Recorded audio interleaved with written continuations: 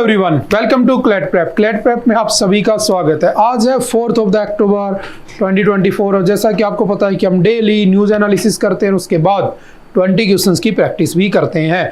और अगर आप लोगों ने क्लैट का सैंपल पेपर देखा होगा तो आप लोगों को पता चल चुका होगा कि हमारी जो 20 क्वेश्चंस की सीरीज है उसमें से मैक्सिमम लगभग 5 to 7 क्वेश्चंस तो सेम टू सेम उसके अंदर आपको देखने को मिल जाएंगे। तो बस मेरी यही रिक्वेस्ट है आपसे कि अपनी मेहनत को जारी रखें, अपनी जो आपकी मेहनत चल रही है उसको कंटिन्यू बनाए रखें, अपने रिसोर्सेज के ऊपर अपना विश्वास रखें और अपनी तैयारी को कंटिन्यू रखें। तो चलिए स्टार्ट करते हैं। आज कौन सा दिन है? 4 अक्टूबर 2024। आज कौन सा डे सेलिब्रेट किया जाता है? तो आज कौन सा डे है? तो आज याद रखना 4 October is celebrated as the world या इंटरनेशनल एनिमल वेलफेयर डे। यानी कि आज कौन सा डे है? तो इंटरनेशनल एनिमल वेलफेयर डे। यानी कि आज के दिन हम मनाते हैं कि जो हमारे आसपास जितने भी जानवर हैं उन सारे जानवरों को हमें क्या करना चाहिए? प्यार करना चाहिए, उनको अपने पास रखना चाहिए जैसे हम इंसानों को रखते हैं। ठीक है, उनके साथ होने वाली जो क्रुएल्टी है उसको कम करना चाहिए। ऐसा नहीं है कि गाय भैंस है तो उससे तुम्हें दूध मिल रहा है तो उसको तो प्यार से रख रहे हो, और कोई बेचारा कुत्ता जा रहा है तो तुम उसको लठ मार रहे हो। तो ऐसा नहीं होना चाहिए। हर किसी को क्या करना चाहिए? इक्वली ट्रीट करना चाहिए। वो बात की बात है कि तुम्हारा सामना शेर से हो जाए तो जान बचाने के लिए तुम कुछ कर सकते हो, ठीक है, वो बात की बात है। लेकिन हमें क्या करना चाहिए? एनिमल्स के साथ क्या करना चाहिए? प्यार से रहना चाहिए। तो आज का दिन कौन सा है? तो इंटरनेशनल एनिमल वेलफेयर डे के नाम से मनाया जाता है। ठीक है, अब चलते हैं नेक्स्ट अपनी फर्स्ट न्यूज़ के ऊपर। पहली न्यूज़ आती है हमारी आज की। आप लोगों ने ये न्यूज़ बहुत सी जगह पर देखी होगी। ठीक है, ये वाली जो आर्टिकल है ये बहुत जगह देखा होगा। हाईबॉक्स एक ऐप है, HiBox mystery box scam app endorsed by Elvish Yadav accused of the cheating. हुआ क्या कि एक्चुअल में एक ऐप है जिसका नाम है हाईबॉक्स, जो करता क्या है कि अगर मान लो इसमें प्रोविजन है कि आप कम से कम 100 रुपए से लेकर लगभग 1 लाख रुपए तक इसमें ऐड कर सकते हो। ठीक है, समझना ये फ्रॉड तुम्हारे साथ भी हो सकता है। ठीक है ना, तो ये अवेयरनेस का भी एक टॉपिक है। ठीक है, तो ऐसे बहुत सारे ऐप हर साल निकल के भी आते हैं। जैसे कुछ दिन पहले आपने देखा था, एक आया था जो आपका कलर ट्रेडिंग आया था ना, कि उसके अंदर आपको कलर बताना है कि इसके बाद कौन सा कलर आने वाला है। एक होता था रेड कलर, एक होता था उसके अंदर ग्रीन कलर। तो अगर रेड आ गया तो ठीक है, ग्रीन आ गया तो ठीक है, आपके पैसे डबल कर देता था, है ना। इसमें कुछ नंबर बने होते थे 2, 4, 8, इनके ऊपर रेड है, 1, 3, 7 इनके ऊपर फॉर एग्जांपल ग्रीन है। अगर आपने कह दिया कि ये नंबर भी ये आएगा ग्रीन में तो आपको 8 टाइम्स पैसा उसमें मिलता है।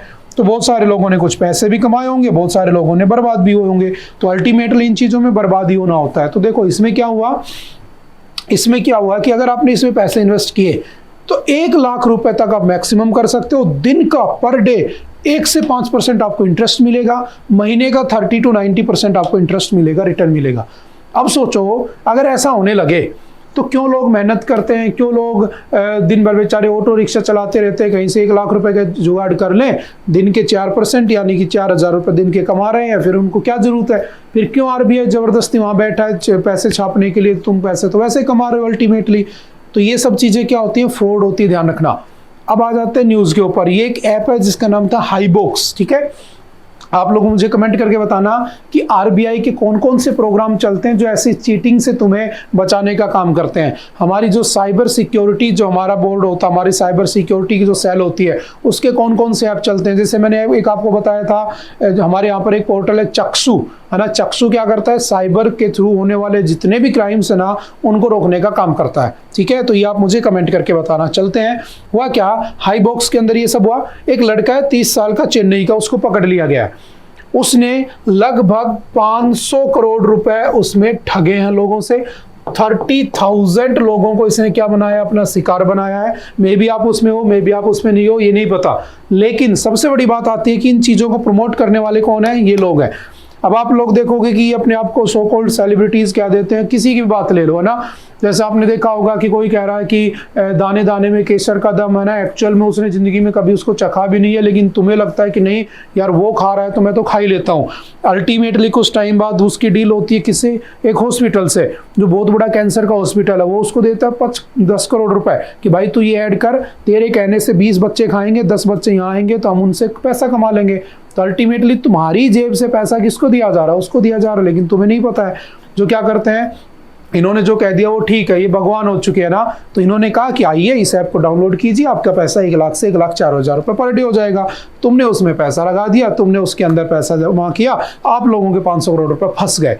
अब इसमें मारा कौन गया? गरीब आदमी। क्योंकि याद रखना, जितने भी मैं कह सकता हूँ, हालांकि मुझे कहना तो नहीं चाहिए, लेकिन हाँ फिर भी बहुत जितने भी एजुकेटेड लोग हैं ना, पढ़े लिखे लोग हैं, वो इन सब स्कैम में नहीं पड़ते। उनको पता है कि भाई मेहनत एक चीज़ होती है और उस मेहनत से पैसा आता है। लेकिन बहुत सारे लोग जो होते हैं, जो आजकल के यूथ हैं, जो बेसिकली उस चीज़ से पढ़े होते हैं। क्या आप जानते हैं दोस्तों, इस ऐप को डाउनलोड करने से आपके खाते में इतने पैसे आ सकते हैं।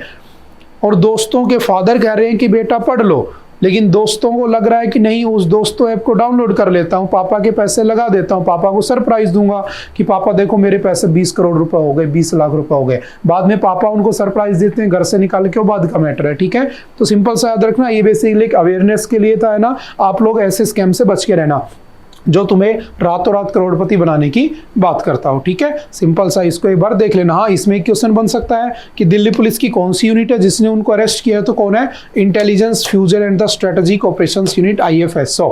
ठीक है, ये सिंपल से याद रखना है, आपकी दिल्ली पुलिस की एक यूनिट है। ठीक है, अब चलते हैं आज की इंपॉर्टेंट न्यूज़ के ऊपर। ये तो हो गई, चलो ठीक है, बच के रहना इन सब से। नेक्स्ट कौन सा है? Israel bombs Hezbollah intelligence headquarters. देखो ये वाला जो इशू है ना, काफी दिन से चला आ रहा, आपने देखा है ना, कि जो हिजबुल्ला है उसके ऊपर अटैक कर दिया, उसने उस पर अटैक कर दिया। अभी रात को आपने देखा होगा कि जो आपके जो दूसरी कंट्रीज है, ईरान है ना, लेबनान ने उसको वापस अटैक कर दिया उसके ऊपर। तो ये काफी इशू चला आ रहा है, तो मैं इसको यहाँ पर तो सिर्फ इसीलिए छोड़ देता हूँ। एक बार पहले मैंने बताया था हिजबुल्ला कब बना था, 1982 में। ठीक है, कहाँ पर? लेबनान के अंदर। ठीक है, उसके हेड को मार दिया गया। किसने? इजराइल ने। इजराइल का इशू क्या है? तो आपको पता है कि जबरदस्ती पैलेस्टाइन के अंदर किसको बसा दिया गया था? तो इजराइल को बसा दिया गया था। और तब से इजराइल इनके साथ लड़े जा रहा है। लगभग इसने आज तक इसकी 10वीं लड़ाई चल रही है, 10 टाइम्स। ठीक है, 10वीं बार लड़ रहे हैं आपस के अंदर। ठीक है, अब मैं इसको यहाँ पे स्किप कर देता हूँ। मैं कोशिश करूंगा इस हफ्ते या नेक्स्ट वीक, है ना, जब भी टाइम लगेगा, इसके ऊपर हम एक कंप्लीट वीडियो लेकर आएंगे। कहाँ से? पैलेस्टाइन से। हालांकि मैं रिपीट कर देता हूं, हालांकि लास्ट ईयर के एग्जाम में ये इश्यू पूछा जा चुका है। 6 डे वॉर क्या होता है, यम किपुर वॉर क्या होता है ना, ये सब आ चुका है। लेकिन फिर भी हम वहीं से आज से 1.5-2 साल पहले से इसको उठाएंगे। आज तक जितने इश्यूज उसमें हुए हैं, जितने भी टॉपिक्स बनते हैं, हम सबको उसमें कवर कर लेंगे। कभी इसमें हाउदी आ जाता है, कभी इसके अंदर यमन आ जाता है, कभी वो उसको रिटेलिएट करता है, कभी वो उसको करता है ना, कभी वो बंकर में चले जाते हैं। क्यों ये मैटर हो रहा है, किसकी वजह से हो रहा है, क्यों यूनाइटेड नेशन के जो जनरल सेक्रेटरी हैं आपके, जो एंटोनियो गुटेरस, उनको बैन कर दिया गया। तो इन सारे इश्यूज को आई होप कि आप लोग भी कर रहे होंगे। मैं आपको जनवरी से बोलता आ रहा हूं कि ये इशू को ध्यान में रखना। सुएज कैनाल का भी बीच में डिस्प्यूट आया था ना, तो ये जितने भी इश्यूज हैं इससे, हालांकि इसको अगर डिस्कस करना शुरू किया जाए तो लगभग घंटे 2 घंटे निकल जाएंगे। मैं फिर से एक बार कोशिश करूंगा कि इसके पूरे के पूरे एक लेक्चर को आपके सामने रख दिया जाए, ताकि आपके सारे डाउट्स इसमें क्लियर हो जाएं। ठीक है, तो अभी के लिए मैं इसको यहाँ पर छोड़ देता हूँ। आगे जो होगा वो आप ऐड ऑन कर लेना। तब तक जिस दिन आपको मिले उस दिन तक का मैं उसमें डाल दूंगा। ठीक है, चलिए चलते हैं next. Caste bias, segregation, prisons violate dignity, supreme court. देखो सुप्रीम कोर्ट ने कहा कि जो कास्ट है ना, उस कास्ट के बिहार पर जो डिस्क्रिमिनेशन होता है ना, वो नहीं होना चाहिए, बिल्कुल नहीं होना चाहिए। अगर मैं कहूँ कि आज़ादी के इतने साल बाद भी, हम इतने साल हो चुके हमें इंडिपेंडेंट हुए, अगर आज मेरे साथ कोई कास्ट के नाम पर डिस्क्रिमिनेशन करता है तो कैसा लगेगा? कोई तुम्हें तुम्हारी जाति के नाम से बुला रहा है, तो ऐसा नहीं होना चाहिए। क्यों? क्योंकि इससे आपका फंडामेंटल ड्यूटी है ना कि हमें साइंटिफिक सोच रखनी चाहिए, देश के डेवलपमेंट की बात करनी चाहिए। वो थोड़ी ना कर रहे हो तुम, तो आपस में लड़के क्या कर रहे हो? देश को डुबाने का काम कर रहे हो। तो याद रखना, सबसे पहला क्वेश्चन आता है कि कास्ट के ऊपर जो डिस्क्रिमिनेशन है उसको कहाँ कहाँ पर रोका गया है, फिर सुप्रीम कोर्ट ने क्या कहा है, इससे पहले क्या क्या हो चुका है। ठीक है, जो प्रिजन है उनके अंदर क्या हालात है, हम सभी को एक एक करके डिस्कस कर लेंगे। ठीक है, सबसे पहले समझना, हमारे यहाँ पर एक आर्टिकल है, आर्टिकल 15, जो कि किसका है? फंडामेंटल राइट्स का। एंड आई होप कि आप सभी लोगों ने पॉलिटी वगैरह की क्लासें अटेंड कर ली होंगी, तो आपको ये सब चीज़ें पता होंगी कि फंडामेंटल राइट्स क्या होते हैं, DPSP क्या होता है ना, क्या इंपॉर्टेंट है, कौन कौन से उसके इंपॉर्टेंट केसेस है। ठीक है, ऐसा मैं उम्मीद कर लेता हूँ कि आपने पढ़ा होगा। ठीक है, आर्टिकल 15 में क्या कहता है कि देयर शैल बी या there will be no discrimination in the society society में कोई डिस्क्रिमिनेशन नहीं होना चाहिए। किसके बिहाफ पर? 5 ग्राउंड्स के बिहाफ पर। कौन कौन से हैं? कास्ट है, जेंडर है, ठीक है, आपका रिलीजन है, ठीक है, आपका उसके बाद रेस है, यानी कि काला और जो गोरे का रंग भेद होता है, कलर डिस्क्रिमिनेशन जिसको कहते हैं रेसिज्म, उसके बिहाफ पर। और लास्ट कौन सा हो गया? प्लेस ऑफ बर्थ, यानी कि आप कहाँ पर पैदा हुए हो, आपकी लोकेशन के बिहाफ पर आपके साथ डिस्क्रिमिनेशन नहीं होना चाहिए। आर्टिकल 15 इसको मना करता है, ठीक है। जैसे इसमें ओरिजिनली लिखा है कि जो पॉन्ड्स होंगे, तालाब होंगे, सभी के लिए खुले होंगे, रेस्टोरेंट, होटल सभी के लिए खुले होंगे ना, ये सब बातें इसमें लिखी हुई है। लेकिन याद रखना इसी का आर्टिकल 15 का 3 जो है, आर्टिकल 15 का 3 ये क्या कहता है? स्पेशल प्रोविजंस फॉर किसके लिए स्पेशल प्रोविजंस दे रखे हैं? चिल्ड्रन एंड वुमेन, महिलाओं और बच्चों के लिए स्पेशल प्रोविजन है। कब? सोसाइटी में। उनके अलावा इन 5 चीजों की बिहाफ पर नहीं होना चाहिए। तो ठीक है। दूसरा आर्टिकल 17 क्या कहता है? अनटचेबिलिटी को बैन करता है। अब अनटचेबिलिटी क्या होती है? हमने कुछ दिन पहले भी पढ़ा था, किसी को जाति के नाम से बुलाना, किसी के साथ भेदभाव करना, ना अगर उसकी कास्ट लोअर है तो उसको छूना भी नहीं, तो ये अनटचेबिलिटी हो गई। तो अनटचेबिलिटी को बैन कौन सा आर्टिकल करता है? तो सिंपल याद रखना, अनटचेबिलिटी को आर्टिकल 17 में बंद किया हुआ है, बैन किया हुआ है। और आर्टिकल 17 के बिहाफ पर एक एक्ट बना था, कौन सा? SC/ST act, prevention of the atrocities act, ठीक है। कब आया था? 1989 के अंदर। ये सब बातें भी ध्यान रखना। फिर आर्टिकल 21 क्या कहता है? Right to live. क्या कहता है? Right to live. लेकिन कैसे जीने का अधिकार है? With dignity. कैसे जीने का अधिकार है? डिग्निटी। अब सोचो आपके साथ कास्ट के बिहाफ पर डिस्क्रिमिनेशन हो जाए, ठीक है, कास्ट के बिहाफ पर आपके साथ डिस्क्रिमिनेशन हो जाए तो आपके कौन कौन से आर्टिकल छीन गए? 15 चला गया आपका, क्योंकि कास्ट के बिहाफ पर डिस्क्रिमिनेशन हो रहा है, जबकि आज़ादी के इतने साल बाद हमारे साथ ऐसा होना, ये हमारी जो लॉ एंड ऑर्डर है उसको क्या बताता है? कि इसके फेलियर को बताता है और कुछ भी नहीं है, ठीक है। आर्टिकल 17 अनटचेबिलिटी आज भी होती है, तो ये भी उसका फेलियर है एक, ठीक है। Article 21 right to live with dignity. लेकिन अगर आप मान लो कोई लोअर कास्ट का बंदा है और वो तुम्हारे सामने से गुजरता है और तुम बार बार उसको उसकी कास्ट का नाम लेकर बुलाते हो, तो क्या वो बंदा अपनी डिग्निटी से जी पा रहा है? बिल्कुल नहीं जी पा रहा है, तो ये भी उसका वायलेशन है। ये तो एक जनरल उसकी बात हो गई। लेकिन याद रखना, अगर मैं कहता हूं कि कोई बंदा जेल में चला गया, ठीक है, ये बात हो रही है जेल की, किसी को सजा पड़ गई, वो जेल में पहुंचा। एक बात समझना, इस दुनिया में जब भी कोई लोग आए हैं ना, तो सब इक्वल है। उसकी गलती नहीं है कि वो ब्राह्मण के घर में पैदा हो गया, उसकी गलती नहीं है कि वो SC/ST घर में पैदा हो गया, किसी दूसरे रिलीजन में चला गया, ठीक है। तो इस धरती पर जो भी आए हैं वो सब इक्वल है। यहाँ पर आने के बाद उनके ठप्पा लगता है कि ये हिंदू है, ये मुस्लिम है, ये सिख है, ईसाई है, SC/ST, जनरल, OBC, ये सब हमने लगाए हैं, ठीक है। आपने शायद PK मूवी में भी देखा होगा कि ठप्पा कहाँ है ना, वो बच्चे को उठा के देखता है ठप्पा कहाँ लगा है धर्म का। तो बेसिकली यही है, हमने बनाई ये सब चीजें। तो सुप्रीम कोर्ट ने यही कहा कि भाई जो भी बंदे हैं ना, सब क्या है? Everyone is born as equal. ये मैं नहीं, सुप्रीम कोर्ट के CGI जो हमारे हैं, chief justice of India DY Chandrachud, उनका कहना है, ठीक है। अब क्या हुआ कि जो लोग जेल में चले जाते हैं, मैं कह रहा था जेल में चले जाते हैं, तो उनके साथ बहुत ही खतरनाक तरीके का व्यवहार होता है। वहां पर बिहेवियर जो होता है ना लोगों का बहुत खतरनाक होता है। जो सीरियस ऑफेंडर होते हैं ना, जो सीरियस क्राइम करके आते हैं, वो जेल में अपना एक राज चलाते हैं एक तरीके से। और वो क्या करते हैं? लोगों को काम डिवाइड कर देते हैं कि नालियां कौन साफ करेगा, ये करेगा, ठीक है, खाना कौन बनाएगा, ये बनाएगा। तो वहां पर डिस्क्रिमिनेशन देखने को मिलता है। वहां पर कास्ट को देख के क्या किया जाता है? आपके साथ व्यवहार किया जाता है, आपके साथ वैसा ही उन लोगों का बिहेवियर रहता है। तो सुप्रीम कोर्ट ने कहा कि भाई ये जो जेल के अंदर, जेल के बाहर तो ठीक था, है ना, उसको तो काफी हद तक कंट्रोल किया जा सकता है, लेकिन इससे भी ज्यादा बुरे हालात कहाँ पे है? जेल में। और जेल के अंदर जितने भी क्रिमिनल्स है ना, सारे के सारे अपने नाम के आगे किस नाम से जाना जाता है? जाति के नाम से। और वो देख लेते हैं कि जिस जाति का बंदा है, वहां पर अगर मान लो जनरल कास्ट वाले जाते हैं, तो लोअर कास्ट वाले से जबरदस्ती नालियां साफ करवाना, लैट्रिन साफ करवाना, ये सब काम करवाते हैं। तो कहीं ना कहीं इन ह्यूमन कंडीशन ही तो हो गई ना।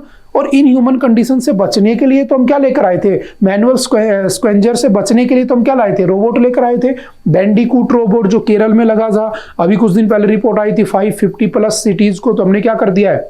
डिस्ट्रिक्ट को मैनुअल स्क्वेंजिंग से फ्री कर दिया है। आर्टिकल 17 और इन सब का वायलेशन हो रहा था, लेकिन जेल में उसका क्या? तो सिंपल याद रखना, आई थिंक ये बात समझ में आ गई होगी। हमारे सामने एक एक्ट बना हुआ है, कौन सा? जो कि कब पास होता है? 2013 के अंदर। कौन सा? Prohibition of the employment as manual scavengers and their rehabilitation act 2013, जो विद इन प्रिजन वॉल्स के अंदर भी काम करता है। समझ में आ रही है? तो कहा गया कि इनके हालातों को सुधारा जाए। अच्छा, इससे पहले भी एक एक्ट आ चुका है, याद रखना, क्रिमिनल ट्राइबल एक्ट या क्रिमिनल ट्राइब्स एक्ट 1871, जो किसके टाइम पर आया था? तो याद रखना ब्रिटिशर्स के टाइम पर आया था। ब्रिटिश एरा की बातें हैं, है ना, बेसिकली ब्रिटिश एरा की बातें हैं। इसमें कहा गया कि कुछ कास्ट के लोग थे ना, जो जो जो जो ऐसा कह सकता हूं कि जो घूमने वाले लोग होते थे, जो एक जगह पर टिक कर नहीं रहते थे ना, जो ट्राइबल लोग होते थे, उनको कह दिया गया कि ये क्या है, बोर्न क्रिमिनल्स हैं। अब उनको बोर्न क्रिमिनल कह दिया 1871 के एक्ट में। जब हम इंडिपेंडेंट हुए तो हमने 1952 में उनको बोर्न क्रिमिनल से हटा दिया। पहले उनको नोटिफाइड कास्ट के नाम से जाना जाता था, उनको नोटिफाइड कहा जाता था कि ये भाई इनको नोटिफाइड किया हुआ है, नोटिफाई किया हुआ है कि ये तो क्रिमिनल ही है, पैदाइशी क्रिमिनल है। फिर हमने 1952 में आज़ादी के बाद इसको डी नोटिफाइड कास्ट में डाला, डी नोटिफाइड की कैटेगरी में डाला और कह दिया कि ये लोग क्या है, जो है बोर्न क्रिमिनल नहीं है। अब कुछ ऐसा ही जेल के अंदर नहीं हो रहा है कि जेल के अंदर अगर कोई बंदा पहुंचा और उसकी कास्ट वो पता लग जाती है, क्योंकि वहां कास्ट के नाम से जानते हैं, कास्ट बताते हैं, और जब कास्ट बताते हैं तो उनको पता चलता है कोई बच्चा SC ST का बंदा है, तो वो क्या करते हैं, जेल में जो अंदर लोग हैं, जो जेलर है, जो कैदी है वहां पर, वो क्या करते हैं, उस बंदे से वही काम करवाते हैं। जैसे कि यहाँ पर एक क्या था, बोर्न क्रिमिनल था, यहाँ पर कह दिया कि ये क्या है, बोर्न क्या करेगा, साफ सफाई करेगा। इसको काम ही इसलिए हुआ था इस कास्ट का कि ये बस हमारे गंदगी साफ करेगी। ये जो डिस्क्रिमिनेशन है, इसकी वजह से कई बार अननेचुरल डेथ भी हो जाती है, आपस में लड़ाइयाँ भी हो जाती हैं, ग्रुप बन जाते हैं, लोगों की डेथ हो जाती है, कोई किसी की डिग्निटी खत्म हो गई, किसी ने सुसाइड कर लिया, तो बहुत सारी चीजें होती हैं। तो इन सारे केसेस को देखते हुए आज से कुछ साल पहले एक कमेटी बनाई गई थी जिसने कहा था कि हमें जेल्स के अंदर, प्रिजन्स के अंदर क्या क्या रिफॉर्म करने चाहिए जिससे अननेचुरल डेथ को बचाया जा सके, कम किया जा सके, है ना। यहाँ पर जो डिस्क्रिमिनेशन हो रहा है उनको कैसे बताया जा सके। अच्छा, इसमें यह भी कहा गया है, सुप्रीम कोर्ट के CJI ने कहा है कि कास्ट के कॉलम को हटा दिया जाए। अब जब भी कोई जेल में जाएगा तो उसके अंदर कास्ट का कॉलम नहीं होना चाहिए, ताकि ये नहीं पता हो कि वो किस कास्ट का बंदा है। बात समझ में आ रही है? ताकि उसके साथ जेल के अंदर डिस्क्रिमिनेशन ना हो सके। ठीक है, ये 2-4 बातें याद रखना। ठीक है, कुछ इसकी बातें देख लेते हैं। जैसे हमारे जो इंडिया में जेल हैं उनकी अगर मैं डाटा को देखने की कोशिश करूं तो ध्यान से देखना, आपको बहुत सारी चीजें नजर आएंगी। इंडिया में 76.1% तो अंडर ट्रायल है, मतलब उनका अभी तक पता ही नहीं है कि उन्होंने किया है कि नहीं किया, बस अंडर ट्रायल है।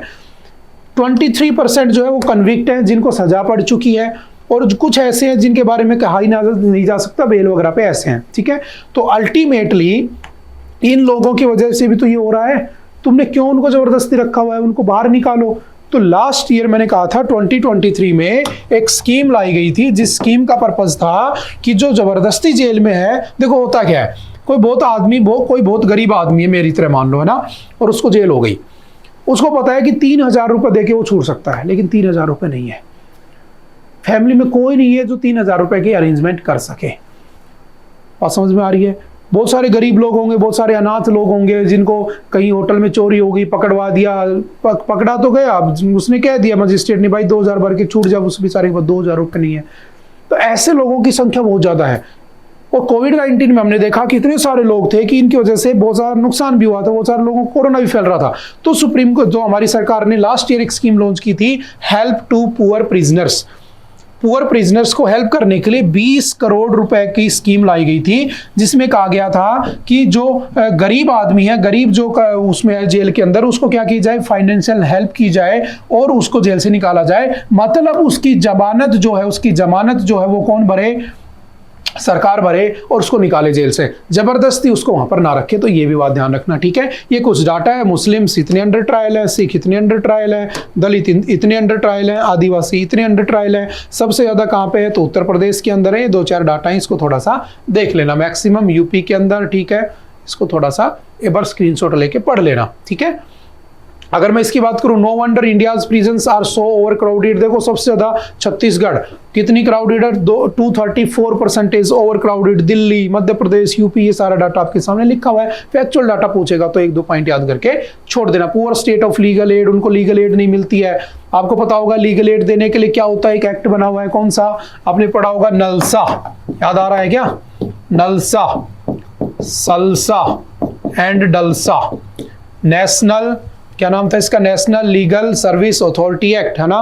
इसका क्या था, स्टेट लेवल पे, डिस्ट्रिक्ट लेवल पे, यानी कि आपको यहाँ पर क्या मिल जाता है, लॉयर मिल जाता है। ये बेसिकली लीगल एड देने के लिए बनाया जाता है। आर्टिकल 39 के ए में लिखा हुआ है, जो कि डीपीएसपी का पार्ट है, ठीक है। इसमें लिखा हुआ है कि जो स्टेट है वो लीगल एड प्रोवाइड कराएगा अपने यहाँ के एवरी सिटीजन को। तो जो गरीब आदमी है, जो लॉयर नहीं कर पाता, उसको लॉयर सरकार की तरफ से मिलता है, उसे हम क्या कहते हैं, लीगल एड कहते हैं। आर्टिकल 39 के नलसा नेशनल लेवल पे, सलसा स्टेट लेवल पे and NALSA district and session level के ऊपर काम करता है, ठीक है। ये 2-4 बातें भी ध्यान रखना, ठीक है। अगर मैं बात करता हूं कि ये सारी की सारी जो कंडीशंस है, इन सारी कंडीशंस को देखने के लिए कौन सी कमेटी बनाई गई थी, तो सिंपल याद रखना, जस्टिस अमितवा रॉय कमेटी, याद कर लेना इसको अच्छे से। जस्टिस अमितवा रॉय कमेटी बनाई गई थी, जिसको बनाया गया था सितंबर 2018 में, और इसने अपनी रिपोर्ट दी होती है 2022 में।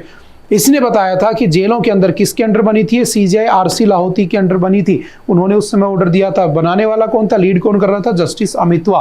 कहा क्या गया था, ओवर क्राउडिंग जो है प्रिजन में, उसको लिए क्या किया जाए, अननेचुरल डेथ के लिए क्या किया जाए, जो ट्रेंड स्टाफ है उनको कैसे, लैक ऑफ ट्रेंड स्टाफ है उसको कैसे ट्रेन किया जाए, ये सारी की सारी बातें उसमें की जाती हैं, ठीक है। उसके बाद आया सपोर्ट टू पुअर प्रिजनर्स, ये मैंने बता दिया।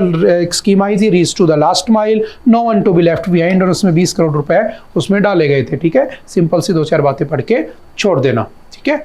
जस्टिस अमितवा कमेटी। उसके बाद चलते, अगर मैं वर्ल्ड की बात करूं तो सबसे highest proportion of the jail inmates who are under trials, तो भारत देखो 76.1% पे आता है। सबसे ज़्यादा 91.7% पे लेक्टेनस्टाइन है। उसके बाद San Marino, Haiti, Gabon, Bangladesh, ये सब हैं। ये बात देख लेना पहले पे कौन है, हम कौन से पे हैं। उसके बाद चलते हैं next. Indian push needed to end AIDS as a global health threat by 2030 UN AIDS. देखो एक डिपार्टमेंट है यूएन का, यूनाइटेड नेशंस एड्स वाला डिपार्टमेंट। देखो होता क्या है, बेसिकली समझना, 2 चीज़ें होती हैं, एक होता है एड्स, एक होता है HIV। एड्स एक्चुअल में क्या होता है, एक्वायर्ड इम्यूनो डेफिशिएंसी सिंड्रोम, और HIV human immuno deficiency virus. तो HIV तो वो वायरस है जिसकी वजह से एड्स होता है। तो एड्स उस बीमारी का नाम है, डिजीज का नाम है, और वायरस कौन है जो उसके लिए रिस्पॉन्सिबल है, वो HIV है, ठीक है। जैसे वुमेन्स में सर्वाइकल कैंसर के लिए कौन होता है, HPV, है ना, ह्यूमन पैपिलोमा वायरस। सेम ऐसे यहाँ पर ये होता है। तो हुआ क्या कि इस वायरस की वजह से, इस होता क्या बेसिकली, जो अनसेफ सेक्सुअल कांटेक्ट होता है उनकी वजह से क्या होता है, बहुत सारे लोगों में आपके यहाँ पर एड्स हो जाता है। और ये इतनी बड़ी बीमारी बन चुकी है कि इससे बहुत सारे लोगों की डेथ भी हो जाती है ना। इसको बचने का अगर एक बार अगर इसने अटैक कर दिया वायरस ने, तो उसके बाद आपके बचने का कोई रीज़न, कोई भी आपके पास तरीका नहीं है, क्योंकि इसका अभी तक कोई ट्रीटमेंट नहीं ढूंढा गया है। इसके तुम डाटा देखोगे तो 2010 से 2023 तक भारत में 24% केसेस कम हुए हैं, यानी अवेयरनेस बढ़ाई गई है। लेकिन अगर 2023 की भी बात करता हूं तो डेली 68,000 न्यू केस आते थे 2023 के अंदर। Ending AIDS as a public health threat by 2030, हमारा टारगेट है कि जो एड्स है उसको 2030 तक हटा दिया जाए। तो सिंपल याद रखना, जैसे लेप्रोसी का टारगेट कौन सा था, 2047, ठीक है। ऐसे ही टीबी मुक्त भारत का टारगेट 2025, ऐसे याद रखना। एड्स से फ्री होने का टारगेट कौन सा है, 2030। वर्ल्ड एड्स डे कब मनाया जाता है, एड्स डे तो याद रखना 1 दिसंबर को। कब से मनाया जाता है, 1988 से मनाया जाता है। तो कुछ बातें याद रखना, और याद रखना काफी बार न्यूज में आ चुका है, ठीक है। द हिंदू में 4-5 बार आ चुका है जनवरी से, तो इसको थोड़ा सा ध्यान रखना। वायरस का नाम क्या होता है, क्या नहीं होता है। नेक्स्ट चलते हैं। Leopard population in Orissa forest jumps by 22% to 696 in 2 years. देखो पिछले 2 सालों में जो लेपर्ड है उसकी पॉपुलेशन बढ़ चुकी है। अब कहोगे सर ये क्यों पढ़ा रहे हो, तो ऐसे क्वेश्चन आ जाते हैं। मैंने कहा था एक होता है नेशनल पार्क जहाँ पर तुम एनिमल्स को, प्लांट्स को रखते हो, एक होता है वाइल्ड लाइफ सेंचुरी जहाँ जंगली जानवरों को रखते हो, एक होता है रामसर साइट यानी कि वेटलैंड्स जहाँ जमीन, एक ऐसी लैंड जो कि गीली हो यानी पानी के आसपास हो, पॉन्ड्स पे तना तालाब हो गया तुम्हारा, लेक्स हो गई, रिवर्स के आसपास, तो उसे हम वेटलैंड्स कह देते हैं, जो 2 फेब 1971 से स्टार्ट हुई थी ना, इसलिए 2 फरवरी को वर्ल्ड वेटलैंड्स डे मनाते हैं। एक होता है आपका बायोस्फीयर रिजर्व जहाँ पे बहुत सारी चीज़ें एक साथ बनी होती हैं, वो 18 है। आपकी वेटलैंड साइट कितनी हो चुकी है, तो 85 हो चुकी हैं। तो ये क्वेश्चन मोस्ट कॉमन से क्वेश्चन है ना, एनवायरनमेंट से रिलेट करते हुए कितनी रामसर साइट हो चुकी है, रिसेंटली कौन सी बनी है, तो इनको थोड़ा सा ध्यान रखना। मैंने कहा था हर चीज़ नहीं रटनी होती है, लेकिन हाँ जो जो न्यूज़ में आता रहता है उनको देख लेना होता है। जैसे अभी पता चला लेपर्ड की पॉपुलेशन है उड़ीसा में कितनी हो चुकी है, 22% बढ़ चुकी है। ठीक है, तो सिंपल याद रखना कौन से उसकी बात कर रहा है, किसकी बात नहीं कर रहा है, तो पूरे उड़ीसा की बात कर रहा है। तो उड़ीसा में जितने नेशनल पार्क है, जितने वाइल्ड लाइफ सेंचुरी, उन सबकी बातें कर रहा होगा। तो दो चार बातें पढ़ के छोड़ देंगे। 22% थी, ठीक है, कितनी 568, अब कितनी हो चुकी है 696। ये रिपोर्ट कौन लेकर आया, उड़ीसा लेपर्ड एस्टिमेशन 2024 की रिपोर्ट है। ठीक है, 2018 में जो हमारा NTC है ना, उसने एक सेंसस किया था जिसमें उड़ीसा में 760 क्या थे आपके लेपर्ड्स थे, लेकिन हालांकि ये कम हो चुके हैं, वो बाद की बातें हैं। ठीक है, सिंपलीपाल टाइगर रिजर्व के अंदर सबसे ज़्यादा पाए जाते हैं। ओवरऑल पॉपुलेशन भारत में जो आपकी लेपर्ड्स है उसकी कितनी है, 13874। और याद रखना इन सबको बचाने के लिए एक इनिशिएटिव स्टार्ट किया हुआ है, ये मैं काफ़ी बार बता चुका हूँ, international big cat alliance. International big cat alliance कब हुआ था, 2023 में, लास्ट ईयर अप्रैल में। ठीक है, इसमें टोटल 7 जानवर है, 1 2 3 4 5 6 एंड 7, लेकिन 5 इसमें किस में ऐड है, आपके IBCA में है। पूरी दुनिया में 7 ही बड़े क्या पाए जाते हैं, बिग कैट पाए जाते हैं, बिल्ली की बड़ी बड़ी प्रजातियां यानी कि स्पीसीज। ठीक है, सिंपल याद रखना। अच्छा, इसमें क्या नहीं दिख रहा तुम्हें, तो याद रखना ब्लैक पैंथर नहीं दिख रहा। तो आपसे ये क्वेश्चन काफी बार पूछा भी जा चुका है कि ब्लैक पैंथर इसमें क्यों नहीं है, क्योंकि ब्लैक पैंथर नाम का कोई जीव नहीं होता है ना, ब्लैक पैंथर नाम का कोई जीव नहीं होता है। तो फिर क्या होता है, तो ये जो आपका लेपर्ड होता है ना, इसी के अंदर एक बीमारी हो जाती है जिसको हम कहते हैं मेलानिज्म। ठीक है, मेलानिज्म। ठीक है, इसमें क्या होता है, इसका जो कलर है, उसका कलर है वो पूरा क्या हो जाता है, ब्लैक हो जाता है, इवन इसके डॉट सारे ब्लैक हो जाते हैं, तो ब्लैक पैंथर बन जाता है। ठीक है, वो उसके अंदर नहीं है। आप लोग मुझे कमेंट करके बताना इनमें IBCA में 7 में से कौन से 2 नहीं है, क्योंकि सिर्फ 5 ही इसके अंदर आते हैं, 2 नहीं आते हैं। ठीक है, उसके बाद चलते हैं नेक्स्ट, सिंपल एनवायरमेंट में ऐड कर लेना। Should election commission ensure internal democracy in the political parties. देखो कितना अच्छा टॉपिक है ना, पढ़ोगे तो आपको बहुत मजे आएंगे ना कि क्या कहने की कोशिश कर रहा है। बहुत सारे क्वेश्चंस हैं, आंसर्स हैं ना। I would like to say that the EC does whatever it is mandatory to it with the efficiency. पढ़ोगे तो अच्छा लगेगा, मैं आपको शॉर्ट में समझा देता हूँ ना। हुआ क्या, should election commission ensure internal democracy in the political parties. ठीक है, 2 बातें मैं सिंपल से बता देता हूँ। इलेक्शन कमीशन कब बना होता है, 25 जनवरी 1950। फिर हम आगे बढ़ जाएंगे। ठीक है, बेसिक्स आपको पता होनी चाहिए इसका। जो 25 जैन को क्या बनाया जाता है, तो आपको पता है कि क्या बनाते हो, नेशनल वोटर्स डे। क्या बनाया जाता है, नेशनल वोटर्स डे सेलिब्रेट किया जाता है। इलेक्शन कमीशन का आर्टिकल कौन सा है, आर्टिकल है 324। इलेक्शन कमीशन में 3 मेंबर होते हैं। एक कौन है आज के दिन आपका, राजीव कुमार। ठीक है, और दूसरे 2 कौन है, तो याद रखना सिंपल, एक सुखबीर सिंह संधू, और दूसरा कौन है, तो ज्ञानेश कुमार। कौन है, ज्ञानेश कुमार। पहला कौन था, फर्स्ट कौन बना था, तो सिंपल याद रखना कौन बना था, सुकुमार सेन। बस इतना बेस थोड़ा सा ध्यान रखना। ठीक है, बाकी हम पढ़ चुके हैं काफी बार इसको। इलेक्शन का मैंने एक वीडियो भी डाल रखी है, आप अपने उस पर जाके एक बार देख सकते हो। यूट्यूब के ऊपर एक वीडियो भी डाली है 18th लोकसभा इलेक्शन पे, तो वहां भी हमने सारी चीजें डिस्कस की हुई हैं। अब मैं इस आर्टिकल को डिस्कस करने की कोशिश करता हूँ, इसमें क्या कह रहा है। देखो, डेमोक्रेसी का मतलब क्या है, डेमोक्रेसी का मतलब क्या है, ये इंडिया है। ठीक है, और इस इंडिया में डेमोक्रेसी है, इस बात का प्रूफ क्या है, इस बात का प्रूफ ये है कि यहाँ पर जब वोट होता है तो बहुत सारी पार्टियां यहाँ पर लड़ती हैं। जैसे टोटल नेशनल पार्टियां कितनी है यहाँ पर, तो आपको पता होना चाहिए 6 नेशनल पार्टी है ना। जैसे आपकी BJP है, ठीक है, जैसे आपकी इंडियन नेशनल कांग्रेस है, समाज है जो बहुजन समाजवादी पार्टी है, उसके बाद आपकी communist party of India Marxist वाली है। ठीक है, इसके अंदर आपकी आ जाती है NPP, आ जाती है नेशनल पीपल्स पार्टी, और लास्ट कौन सी बनी आपकी अभी, आम आदमी पार्टी। ठीक है, तो ये 6 नेशनल पार्टी आप जानते हो। ऐसे स्टेट पार्टी होती है बहुत सारी ना, 50+, वैसे 2700+ टोटल पार्टीज है। तो डेमोक्रेसी का मतलब ये है कि इनके बंदे खड़े हैं, तुम्हारे सामने राहुल गांधी है, तुम्हारे सामने नरेंद्र मोदी जी हैं, आपको जो अच्छा लगता है आप उसको जिता दीजिए, उसकी आगे जाकर क्या बन जाएगी, सरकार। समझ गए, मान लो ये 2 चेहरे हैं किसी पार्टी के, आपने जिसको जिता दिया उसकी सरकार। ये तो डेमोक्रेसी है, लोगों द्वारा चुने हुए लोग तुम पर रूल कर रहे हैं, यही तो रूल बाय द पीपल है ना, फॉर द पीपल, यही तो डेमोक्रेसी होती है। लेकिन क्या पॉलिटिकल पार्टीज के अंदर डेमोक्रेसी होती है क्या? आपने देखा होगा एक नेता है बहुत फेमस है, पूरे के पूरे नेता उसी के पीछे भेड़ चाल में चलते रहते हैं, जो वो कहेगा वही कर देंगे। हमेशा होता क्या है, देखो एक टाइम था कांग्रेस, है ना, आज वाली कांग्रेस की बात नहीं कर रहा मैं, एक कांग्रेस थी जो बनी थी 1885 में, है ना, 28 ऑफ द दिसंबर। इतना अच्छा रूल था कि इसमें जो कांग्रेस का प्रेसिडेंट चुना जाता था, तो कांग्रेस का प्रेसिडेंट चुनने के लिए इलेक्शन होता था इंटरनली, और ये तो एक्चुअल डेमोक्रेसी की डेफिनेशन हुआ करती थी कि अंदर कमेटी के मेंबर्स जो थे ना, सारे इंडिया के जो बड़े बड़े नेता थे कांग्रेस को, डिसाइड करते थे, वोट करते थे भाई किसको बनाना है। और ये बहुत अच्छी चीज थी, पार्टी के अंदर डेमोक्रेसी होनी चाहिए। लेकिन ये पूरा कॉन्सेप्ट चले, समझ रहे हैं ना। लेकिन क्या अब ये बचा है क्या? अब नहीं बचा है। बहुत सारी पार्टीज तो ऐसी जहां पर काफी टाइम से इलेक्शन ही नहीं हुए। इवन तुम्हारे आज की कांग्रेस में काफी दिन तक ये रहा था कि इलेक्शन नहीं हुए थे, लास्ट ईयर हुए थे, मल्लिकार्जुन खड़गे को बना दिया, इस बार फिर होंगे, फिर किसी को बना देंगे। तो अब ये बिल्कुल सही ट्रैक पे आ चुके हैं, इसलिए थोड़ा बहुत ठीक ठाक भी होने लगा इनके साथ। लेकिन दूसरी पार्टीज में आपने देखा होगा कि ऐसा नहीं है। तो किसी ने कहा कि इलेक्शन कमीशन को क्या करना चाहिए, इस बात को इंश्योर करना चाहिए कि जो पॉलिटिकल पार्टीज है ना, उनके अंदर भी डेमोक्रेसी होनी चाहिए। ये नहीं है कि जैसे मान लो अरविंद केजरीवाल है, अरविंद केजरीवाल ने आम आदमी पार्टी बना दी। अब अरविंद केजरीवाल ने कुछ दिन पहले दे दिया अपनी पोस्ट से रिजाइन, तो वो चाहता तो उसकी वाइफ को भी क्या बना सकता था, सीएम बना सकता था। लेकिन नहीं, सबकी राय से किसी और को बनाया गया। तो क्या इस तरीके से कोई रूल्स होने चाहिए? बिल्कुल होने चाहिए।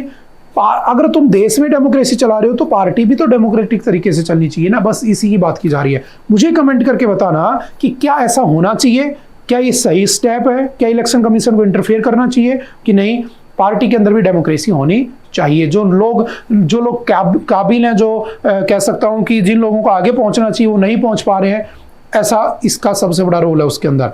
और समझ में आ रही है, जो बहुत अच्छा है, बहुत अच्छा स्पीकर है, बहुत अच्छा लीडर है, लेकिन वो आगे नहीं पहुंच पा रहा क्योंकि डेमोक्रेसी नहीं है। समझ गए?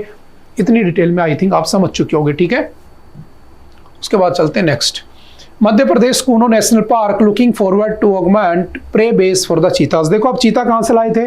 आप चीता लेकर आए थे कहां से? नामीबिया से, ठीक है। और आप चीता लेकर आए थे कहां से? साउथ अफ्रीका से। कितने चीते लेकर आए थे लास्ट ईयर? 20 चीते लेकर आए थे। धीरे धीरे बेचारे मरने लगे, अब दोबारा से रिप्रोडक्शन हुआ, उनकी संख्या बढ़ गई, वो बात की बातें हैं। लेकिन मुद्दा ये आया कि जो मध्य प्रदेश का कूनो नेशनल पार्क है उसी में क्यों रखा? क्योंकि वो बिल्कुल पैरेलल कंडीशन में पड़ता है। ज्योग्राफिकल कंडीशंस किसके? आपके नामीबिया और अफ्रीका से, जहां से उनको लेकर आया गया था। तो वही घास मिलेगी, वही एनवायरमेंट, वही टेम्परेचर मिलेगा, तो पल जाएंगे। लेकिन हुआ क्या, भी उनके अंदर आ रही है कमी। कमी आने का सबसे बड़ा रीजन है कि उनको जो प्रे बेस है ना, जो उनको खाना चाहिए, वो नहीं मिल रहा है बेचारों को। बात समझ में आ रही है? अब चीता है वो तो जानवरों को खाएगा, वहां पे जानवर है ही नहीं, घास थोड़ी ना खाएगा चीता। बात समझ में रहे हो? तो इसका सबसे बड़ा इशू उठ रहा है। तो दोबारा से कूनो नेशनल पार्क न्यूज में आ गया। मैंने कहा था बहुत सारे नेशनल पार्क है, सब नहीं रटने होते हैं। टोटल कितने नेशनल पार्क है हमारे पास? तो टोटल नेशनल पार्क कितने हैं? 106। पहला कौन सा बना था? Jim Corbett. कौन सा बना था? Jim Corbett national park. कब बना था? 1936 में। कहाँ पे है? उत्तराखंड में। आज इसको राम गंगा कहते हैं, नोट गंगा राम, ठीक है। अभी लास्ट कौन सा है? तो 106 कौन सा बना है? तो सिंपल याद रखना, रायमोना, ठीक है। और जो रायमोना नेशनल पार्क है वो कहाँ पे है? तो सिंपल याद रखना, आसाम के अंदर, ठीक है। ऐसे बहुत सारे बने हैं। जैसे हेमिस कहाँ पे है? तो हेमिस आपका लद्दाख में, जो कि सबसे बड़ा नेशनल पार्क है, ठीक है।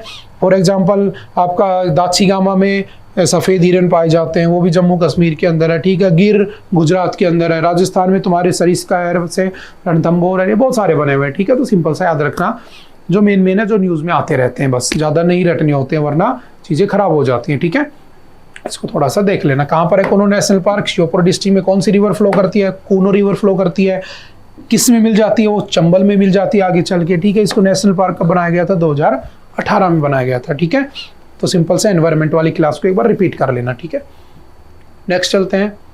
Rare and endangered herpetofauna recorded in the survey at Mudumalai tiger reserve. फिर एक सिंपल वन लाइनर है, कहाँ पर है? Mudumalai tiger reserve. आपसे पूछेगा कहाँ पे है, तो ट्राई जंक्शन पे बना है। कहाँ पे? कर्नाटक, केरल और तमिलनाडु के ट्राई जंक्शन पे बना हुआ है। जैसे फॉर एग्जाम्पल ये तुम्हारा क्या है?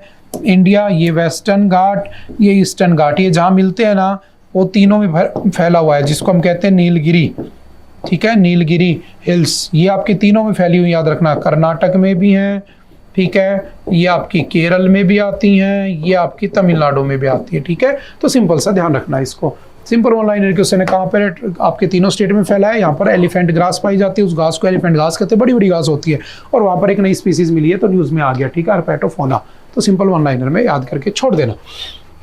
उसके बाद चलते हैं नेक्स्ट आते हैं understanding the connection between Alzheimer's and other neurological disorders.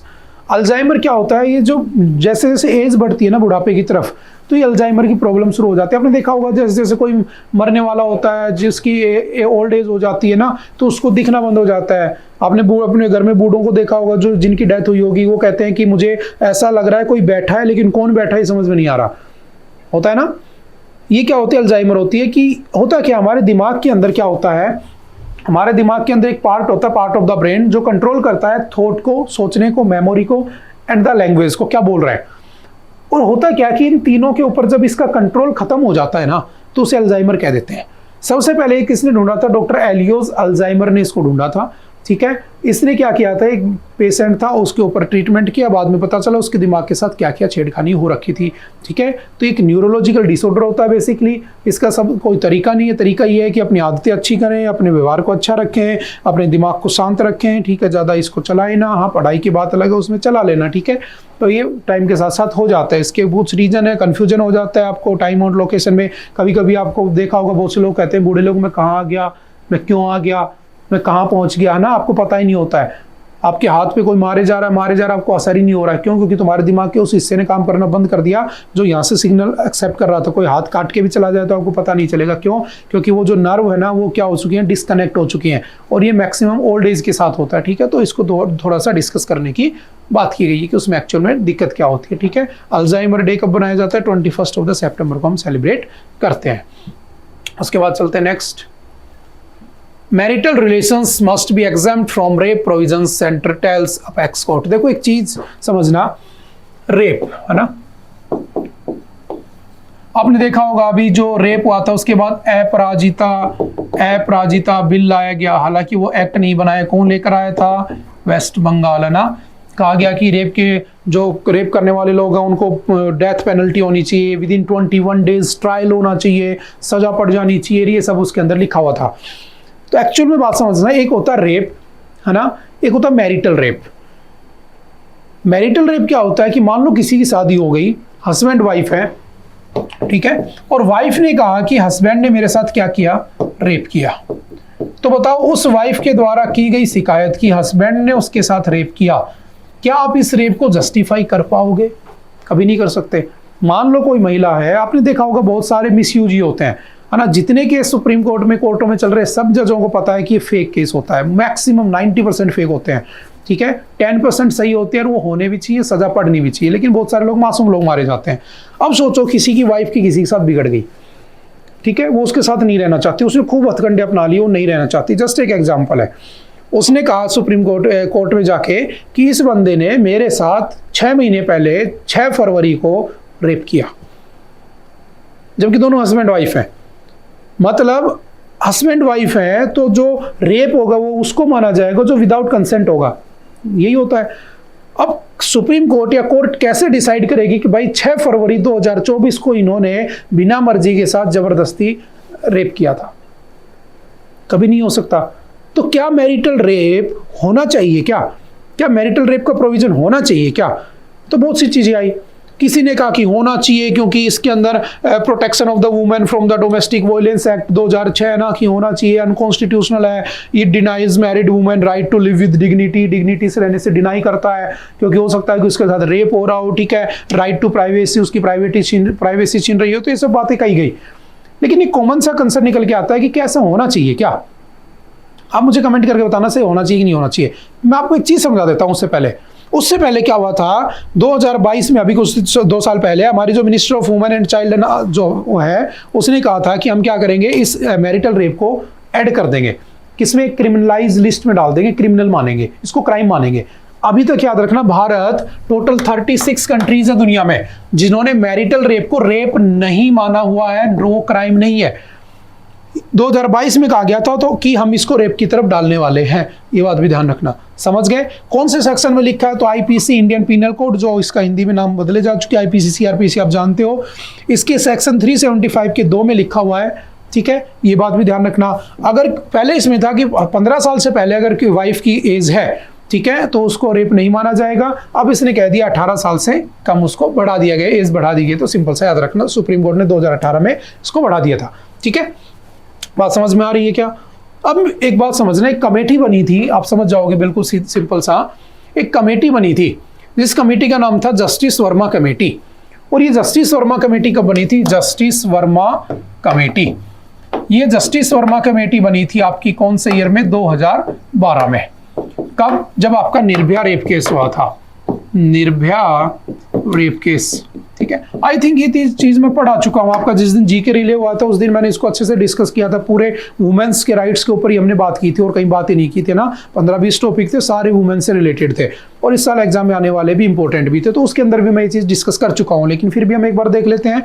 ठीक है, निर्भया रेप केस, उस रेप केस के अंदर उसके बाद उसकी जांच करने के लिए कौन सी कमेटी बनी थी? Justice Verma committee. इसने बहुत सारी रिकमेंडेशन दी थी, जैसे इसने 0 FIR का कॉन्सेप्ट दिया था, जो मैं समझा चुका हूं आपको। 0 FIR, जिसके अंदर आपको कोई सीरियल नंबर नहीं मिलता है, लेकिन हाँ, आप कहीं भी किसी भी थाने में लिखवा सकते हो। आप कंसर्न थाने में नहीं लिखवा पा रहे हो तो उसके बाद उस थाने में रजिस्टर हो जाएगी और आपका केस चल जाएगा। ठीक है, अभी उसमें तेलंगाना के अंदर ये इशू था, वो किसी मिनिस्टर के ऊपर लगाना चाह रहे थे, नहीं लगा पा रहे थे, तो कहीं और से लगा दिया। आसाराम जो थे उनके ऊपर रेप केस का एलिगेशन लगे हुए थे, तो उनके ऊपर जो रेप केस था वो भी एक 0 FIR के थ्रू दिल्ली में रजिस्टर होता है, और उसके बाद जोधपुर में ट्रांसफर होता है, आज वो जेल के अंदर है। तो 0 FIR का कॉन्सेप्ट भी अच्छा था कि उसमें कहा गया कि चलती बस में रेप हुआ है, तो किसी थाने ने FIR ही नहीं लिखी थी निर्भया वाले केस में। तो उसके बाद बहुत सारे रिफॉर्म आए। जस्टिस वर्मा कमेटी ने रिकमेंड किया कि इसने कहा कि जो सजा होगी वो कितनी होनी चाहिए? No death for the rapist, minimum 7 years and maximum life. इसने कहा था कि रेपिस्ट को डेथ नहीं होनी चाहिए, ये भी याद रखना। कौन सी कमेटी ने रिकमेंड किया था कि रेप करने वाले को फांसी की सजा नहीं होनी चाहिए? क्या ये सही है? क्या ये सही है क्या? चलो मुझे कमेंट करके बताना। उस दिन मैं समझा चुका हूँ रिले में ना, सही है कि गलत है। अब मुझे बताओ कि सही है कि गलत है। ठीक है, इसमें कहा गया कि जो आपका केमिकल कास्ट्रेशन जो होगा उसको हटा दिया गया उसके अंदर। ठीक है, कॉन्स्टिट्यूशन में नहीं माना गया। ठीक है, बॉडी को। गैंग रेपिस्ट को कम से कम 20 साल और मैक्सिमम लाइफ सेंटेंस होना चाहिए। Rape victim should not be cross question on the moral character, उससे क्रॉस क्वेश्चन नहीं होने चाहिए। ठीक है, politician should be ineligible to contest if court has taken cognizance of the crime. तो ये सारी बातें उसने कही। इसने कहा कि जो आपस्पा लगा होता है उसके अंदर भी क्या होना चाहिए? अमेंड होना चाहिए, क्योंकि जहां आर्मड फोर्सेस का रूल होता है वहां पे वुमेन्स के साथ रेप हो रहा है नहीं हो रहा है इसका कोई इन्फॉर्मेशन नहीं पता चलती। अल्टीमेटली आर्मड जो फोर्सेस के पास आपस्पा एक्ट होता है जिसमें उसके पास स्पेशल पावर होती है, वहां अमेंड करना चाहिए। उसमें अगर कुछ एलिगेशंस लगते हैं तो उसका केस आर्मी कोर्ट में ना चल के नॉर्मल कोर्ट में चलना चाहिए, जो इसकी बात बहुत अच्छी भी थी, ठीक ठाक थी। लेकिन इसकी ये बात इसने कहा कि डेथ पेनल्टी नहीं होनी चाहिए। ठीक है, बात समझ में आ रही है? ये किसकी बातें हैं? जस्टिस वर्मा कमेटी की बातें। जब उसने कहां पर दिया था? उसमें इसी ने कहा था मैरिटल रेप, क्योंकि मुझे तो मैरिटल रेप वाला को टॉपिक पढ़ना है अभी। मैरिटल रेप को क्या कर देना चाहिए? इसने कहा था क्रिमिनलाइज कर देना चाहिए। अब बताओ क्या सही है? क्या बिल्कुल भी सही नहीं है। तो इसकी इस बात को क्या कर दिया गया था? रिजेक्ट कर दिया गया था। इसकी किसी भी बात को नहीं माना गया था, ये भी ध्यान रखना। ठीक है, ये 2-4 बातें याद रखना। ठीक है, इसको एक बार स्क्रीनशॉट लेके पढ़ लेना आराम से। एसिड अटैक वाले को 10 साल या लाइफ टर्म होनी चाहिए। ट्रैफिकिंग करने वाले को, माइनर्स को कम से कम क्या होना चाहिए? लाइफ सेंटेंस होना चाहिए। ठीक है, ह्यूमन ट्रैफिकिंग को 7 से 10 होना चाहिए। ठीक है, उसके बाद स्टॉकिंग करने वाले को, ना तुम स्टॉक करते रहते हो ना, तो स्टॉकिंग करने वालों को 1 से 3 साल की सजा होनी चाहिए। तो ऐसी कुछ बातें हैं, सिंपल सा पढ़ लेना। ठीक है, किसी ने वर्ड्स के साथ वर्ड्स गलत बोल दिया, किसी को सेक्सुअल अब्यूज कर दिया तो 1 साल की सजा होनी चाहिए। ये इसने कुछ रिकमेंडेशंस दी होती हैं। ठीक है, नेक्स्ट चलते हैं। Kerala government orders probe into the थ्रिशूरपुरम। देखो हुआ क्या था थ्रिशूरपुरम में, एक minute,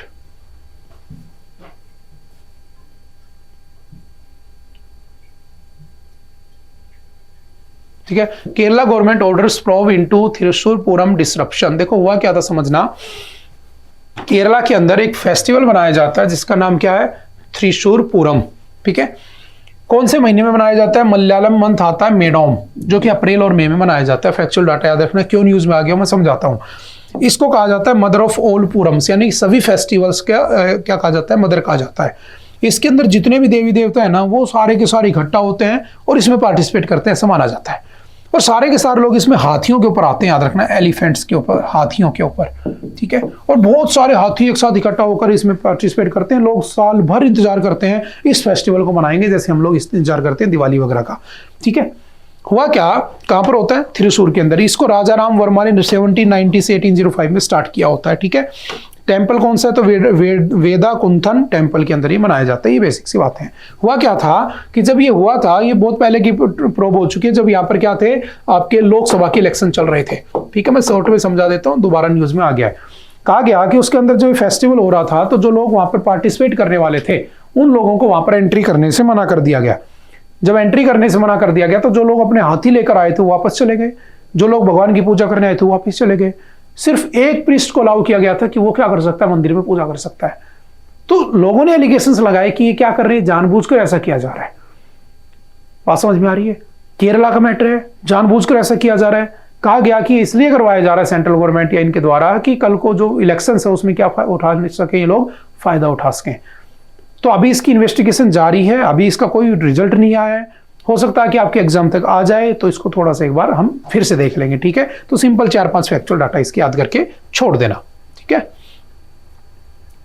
USCIRF flags India's collapsing religious freedom.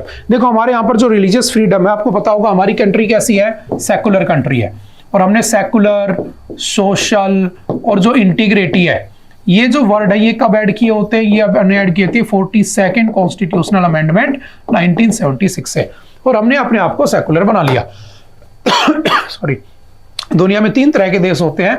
एक तो नो रिलीजन, जो किसी रिलीजन को फॉलो नहीं करते, आपका फ्रांस हो गया है ना, ये सब। एक होता है कि मल्टी रिलीजन, जैसे कि भारत मल्टी रिलीजन है, किसी भी धर्म का आदमी आ सकता है। एक होता है सिंगल रिलीजन, जैसे कि आप सबका फेवरेट पाकिस्तान, जिसके अंदर एक रिलीजन है और मिडिल ईस्ट की कंट्रीज है। हम क्या है, सेकुलर, हम सभी धर्मों का बराबर इज्जत करते हैं। लेकिन अभी एक report I, United states commission on international religious freedoms USCIRF, जो कि 1988 में बना था, जिसका हेडक्वार्टर वाशिंगटन DC में है। इसने कहा कि भारत के अंदर, याद रखना ये US फेडरल गवर्नमेंट की एजेंसी है, इसने कहा कि भारत के अंदर जो रिलीजियस फ्रीडम है ना, कंडीशंस वो कोलैप्स कर रही हैं। और इसने बेस बनाया CAA को और UCC को, क्योंकि UCC को लागू कर दिया गया है कहाँ पे, आर्टिकल कौन सा है, 44, किसका है, DPSP, आप जानते हो, directive principle of the state policy, है ना। These DPSPs are not forcible, ये भी जानते हो। तो भारत का पहला स्टेट कौन सा है जिसने UCC को लागू किया है आफ्टर इंडिपेंडेंस, तो उत्तराखंड। और बिफोर इंडिपेंडेंस किसने किया था, तो आपको पता है, गोवा ने किया था 1867 में। काफी बार पढ़ चुके हैं हम साल भर में। एक आया CA, ये भी आई थिंक सभी जानते हो, कोई ऐसा बच्चा नहीं होना चाहिए जिसको ये दोनों टॉपिक ना आते हो। मोस्ट इंपोर्टेंट टॉपिक्स में से एक है, काफी बार पढ़ाई जा चुके हैं। CA है ना, सिटीजनशिप अमेंडमेंट एक्ट। इसमें मुस्लिम्स को नहीं लिया गया, बाकी सबको ले लिया गया। तो यूनाइटेड नेशन की, यूनाइटेड स्टेट की एजेंसी ने कहा कि भारत में जो रिलीजियस फ्रीडम है ना, उसकी हो रही, कोलैप्स हो रही है, उसको हटाया जा रहा है, वो लोगों के पास नहीं है। हालांकि हमारी जो फॉरेन मिनिस्ट्री है, हमारे जो फॉरेन मिनिस्टर है, जो हमारे S जयशंकर जी, उन्होंने इसको बिल्कुल गलत कहा है, और उन्होंने कहा कि हम इस बात से एग्री ही नहीं करते, फर्जी रिपोर्ट है, ठीक है। तो ये सिंपल सा याद रखना, इसने अभी एक रिपोर्ट दी है, तो ये न्यूज में आ गया, और कोई भी नहीं है, समझ गए। और रिलीजियस फ्रीडम के आर्टिकल्स कौन कौन से हैं, आर्टिकल 25 से लेकर आर्टिकल 28। आप किसी भी रिलीजन को प्रैक्टिस कर सकते हो, 25 में लिखा है। आप किसी भी रिलीजन के प्रमोशन के लिए पैसा इकट्ठा कर सकते हो, movable non movable property article 26 में लिखा है, ठीक है। आप किसका भी कोई भी स्टेट रिलीजन के नाम पर टैक्स नहीं लगाएगा, आर्टिकल 27 में लिखा है। 28 में लिखा है कि कोई भी नॉर्मल एजुकेशनल इंस्टीट्यूट कभी भी रिलीजियस एजुकेशन नहीं देगा, ठीक है। ये हम काफी बार पढ़ भी चुके हैं, ठीक है। तो सिंपल सा याद रखना, रिलीजियस आर्टिकल कौन कौन से, 25 to 28। और माइनॉरिटी के आर्टिकल कौन कौन से हैं, तो आर्टिकल नंबर 29 and 30। ये थोड़ा सा एक्स्ट्रा शॉर्ट इसमें याद कर लेना, ठीक है। बाकी इसने UCC और इसको बेस बना के कहा, जैसे राम टेम्पल इशू था, ठीक है। इसके अंदर बाबरी मस्जिद को तोड़ा गया, फिर इन्होंने मंदिर बनाया, तो इन्होंने कहा कि जब मंदिर बनाना था तो कहीं और बना लेते, मस्जिद तोड़कर मुसलमानों के राइट की जो सेंटिमेंट्स हैं उनको क्यों हर्ट किए। तो इन सब बातों को देखते हुए इन्होंने क्या किया, हमारे को क्या कहा है कि हमारे यहाँ पर क्या नहीं हो रही है, जो रिलीजियस फ्रीडम है वो गायब होती जा रही है, ठीक है। तो सिंपल सा इसको पढ़ लेना, सारे आर्टिकल्स आई थिंक आप लोगों को आते भी होंगे, काफी बार पढ़ा है हमने पॉलिटी के अंदर, ठीक है। ये डिपार्टमेंट याद रखना है, क्या नाम है, USCIRF, एक नया है, तो आपसे पूछ सकता है कब बना था, 1998। और हेडक्वार्टर कहाँ पे, वाशिंगटन DC। कौन से एक्ट से बना था, इंटरनेशनल रिलीजियस फ्रीडम एक्ट 1998 से बना होता है, ठीक है। नेक्स्ट चलते हैं, Marathi Bengali among 5 granted classical language status by the union cabinet. अभी कुछ दिन पहले हमने पढ़ा था, जिस दिन हिंदी डे था ना, हिंदी दिवस, उस दिन हमने पढ़ा था कि टोटल कितनी लैंग्वेज थी हमारे पास, तो 5 लैंग्वेज थी, जो किसमें थी, क्लासिकल लैंग्वेज। क्लासिकल लैंग्वेज वो होती है जो पिछले 2,500 से 3,000 साल पहले से बोली आ रही हो, ठीक है, उसका जो कोई दूसरी उससे ना निकली है, उसका खुद का ओरिजिन होना चाहिए, हम उसको बना देते थे। तो टोटल पहले कौन कौन सी थी, तो सिंपल याद रखना, तमिल थी, तेलुगु थी, मलयालम थी, कन्नड़ थी, संस्कृत थी, ओडिया थी, ठीक है, ये 5 हमारे पास पहले से थी। अभी हमने किसको ऐड कर दिया, मराठी को, बंगाली को, असमीज को, पाली को, प्राकृत को, ठीक है। तो कितने हो चुके हैं, 1 2 3 4 5, और ये कितने हो गए, 6 7 8 9 10 और 11, टोटल कितनी हो चुकी हैं, 11 हो चुकी है। 5 नई ऐड कर दी गई, सिंपल सा याद रखना, 6 पहले से थी, 5 और हो चुकी हैं, ठीक है। मराठी, क्योंकि अभी महाराष्ट्र में क्या है, इलेक्शन। अब आप समझ गए होंगे सर ऐसा क्यों किया गया, जैसे भारत रत्न दिए गए थे, समझ गए ना, इलेक्शन वहाँ पे। बंगाली, अभी नवरात्रि है तो नवरात्रि के ऊपर उनको एक ऑफर दे दिया, एक बहुत अच्छा उनको तोहफा दिया सरकार ने, है ना, कि उनकी भाषा को उसमें, उनकी लैंग्वेज को ऐड कर दिया। आसमीज, पाली और प्राकृत, पाली और प्राकृत पहले बोली जाती थी। आपके जो बुद्ध लोग थे वो पाली बोलते थे, आपके जो जैन लोग थे वो प्राकृत में बोलते थे।